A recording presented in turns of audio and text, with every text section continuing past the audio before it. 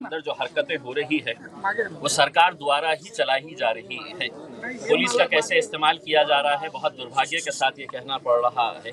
आज महाराष्ट्र में जो जाति, धर्म और मजहब की दीवारें खड़ी की जा रही है, जो दंगा भड़काने की कोशिशें की जा रही है, जो स्टेज के ऊपर खुलेआम मुसलमानों को गालियां दे रहे हैं, ये धमकी दे रहे हैं कि हम मस्जिदों में घुस कर मारेंगे, तो क्या ये के क्रिमिनल एक्ट नहीं है? क्या इसके ऊपर कार्रवाई नहीं होनी चाहिए?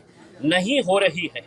इस वजह से हमने ये फैसला किया कि हम मुंबई तक जाएंगे और महाराष्ट्र की सरकार, विशेषकर मुख्यमंत्री एकनाथ शिंदे साहब, जिन्होंने उस रामगिरी का समर्थन करते हुए ये कहा था की तुझ्या केशालाही आम्ही हात लावू देणार नाही, म्हणजे इसका मतलब ये है कि जो मानसिकता इस रामगिरी की है वही मानसिकता लेके महाराष्ट्र के मुख्यमंत्री अगर काम कर रहे हैं, तो हम उन्हें यह एहसास दिलाने के लिए जा रहे थे कि ये देश चलेगा तो कायदे के हिसाब से, ये राज्य चलेगा तो कानून के हिसाब से चलेगा। यहाँ पर आप संविधान के हिसाब से कार्य करिएगा, उसमें इस तरीके से किसी एक जाति, एक धर्म के हिसाब से काम मत करिएगा। साथ ही साथ हम पुलिस के वरिष्ठ अधिकारियों को भी ये बताने के लिए जा रहे हैं, महाराष्ट्र का इतिहास रहा है, एक से एक फाइनेस्ट ऑफिसर्स हमने पुलिस ऑफिसर्स महाराष्ट्र के अंदर देखे हैं। क्या वजह है कि 58-60 FIRs रजिस्टर होने के बावजूद भी कोई पुलिस वाला काम करने के लिए तैयार नहीं है, एक्शन लेने के लिए तैयार नहीं है। इसलिए नहीं लेने के लिए तैयार है कि इनके माई बाप जो है, जो मुख्यमंत्री है, वो आके कहे हैं कि नहीं, इसको कुछ करना नहीं है, इसके बाल को भी धक्का लगना नहीं चाहिए। जब उन्होंने कह दिया है तो उनके नीचे के जो प्यादे हैं वो स्टेज के ऊपर खड़े रह के मुसलमानों को हर रोज गालियां दे रहे हैं। तो हम सिर्फ अकेले मुसलमान जा रहे हैं ऐसा नहीं है।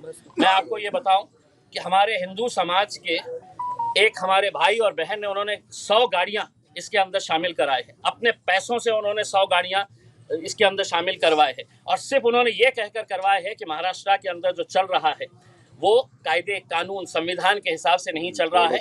आपने जो पहल की है, हम आपके साथ सर कहाँ से वाले हैं, तो मौलाना आजहरी के बारे में भी कुछ बात करने वाले हैं या उनको लीगल एड प्रोवाइड कराने वाले हैं? देखिए, हमने कुछ मुद्दे रखे हुए हैं। उन मुद्दों के अंदर हम ये चाहते हैं कि देश के अंदर कुछ ऐसा कानून बने कि जहां पर कोई भी किसी भी जात, धर्म या उस धर्म के जो महापुरुष है उनके बारे में कोई भी किसी तरह की बयानबाजी नहीं होनी चाहिए, और अगर होती है तो सख्त कानून इसके ऊपर होना चाहिए। दूसरी हमने मांग की है कि ये जो राणे टाइप के पिलुआ छोड़े गए हैं, इनके ऊपर कार्रवाई करेंगे या नहीं करेंगे? आप ये समझ रहे हैं कि सिर्फ जबान उसके मुंह में है और हम गूंगे, मुक्के और बहरे हैं, हम कुछ बोल नहीं सकते हैं करके? बोलना हमें भी आता है, लेकिन हमारी संस्कृति, हमारी तहजीब और हमारा मजहब इसकी इजाज़त नहीं देता है कि हम किसी दूसरे मजहब के बारे में, दूसरे धर्म के बारे में हम इस तरह की बयानबाजी करें।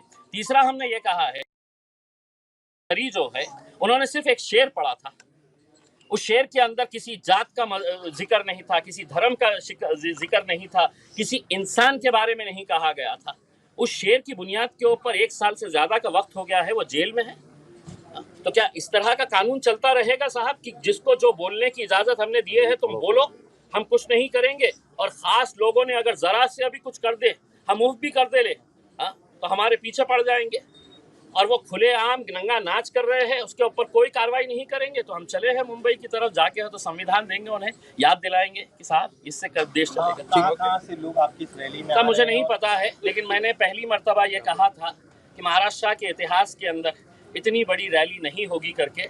आप नासिक के बाद देखेंगे, मैं यकीन के साथ कह सकता हूँ कि हिंदुस्तान की तारीख के अंदर इतनी बड़ी रैली नहीं निकली होगी जो आज आपको देखने के लिए आहे।